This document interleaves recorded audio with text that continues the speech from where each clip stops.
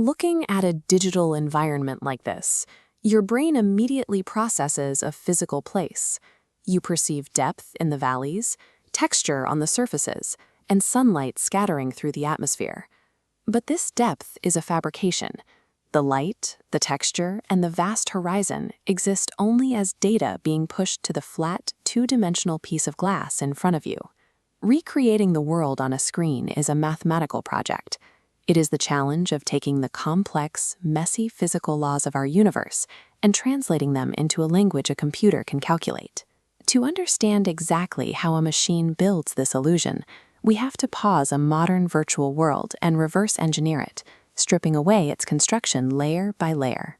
By peeling back these visual layers, we find the mathematical rules that dictate every image, video, and digital space we interact with. The outermost layer of any convincing digital world is the lighting. When we strip away the simulated light and shadow, the scene immediately collapses into a flat, unconvincing space. Convincing lighting requires global illumination. The computer must trace exactly how light rays travel, scatter, and interact with surfaces before hitting a virtual lens. This foundational math was established in the 1980s by Turner Whitted's recursive ray tracing and Jim Kaya's 1986 rendering equation. Computer lighting operates as an active physics simulation, calculating the behavior of rays to trick the human eye into perceiving real-world materials. If we remove the simulated light and textures, we expose the structural layer underneath, 3D geometry. Computers construct these shapes using complex triangle meshes. Every vertex is a point precisely plotted across an X, Y, and Z Cartesian coordinate system. Acquiring and representing this geometry was a major hurdle in early graphics research, famously tested in the 1970s using a standard household teapot from the University of Utah. But plotting coordinates creates a confusing web of overlapping lines. A 1960s solution known as hidden line elimination allows the lines in the background to drop out of view, forcing the human brain to perceive solid, opaque depth. Without these mathematical coordinate meshes, the computer has no physical structure upon which to cast its simulated light.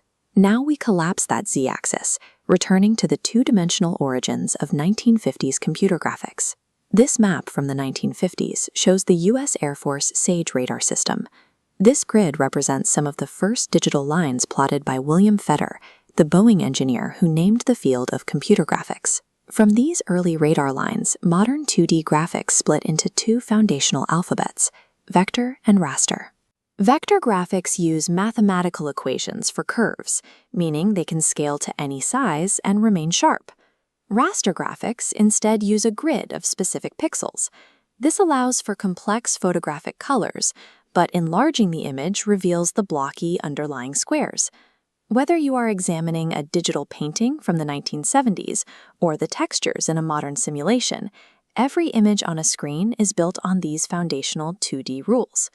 Reversing the deconstruction shows the cumulative power of this technology. 2D math extrudes into a 3D wireframe mesh.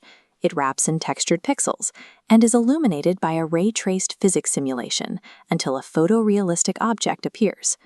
This stack of technology is the engine behind our digital tools. The raster pixel grid allows for photo editing in GIMP. Coordinate meshes drive the virtual terrain of Google Earth, and those same mathematical models define the instructions for 3D printers to fabricate physical objects. The field of computer graphics serves as a direct link connecting mathematics and physical laws to human creativity. Every time we interact with a screen, we are witnessing decades of research designed to simulate reality inside a machine.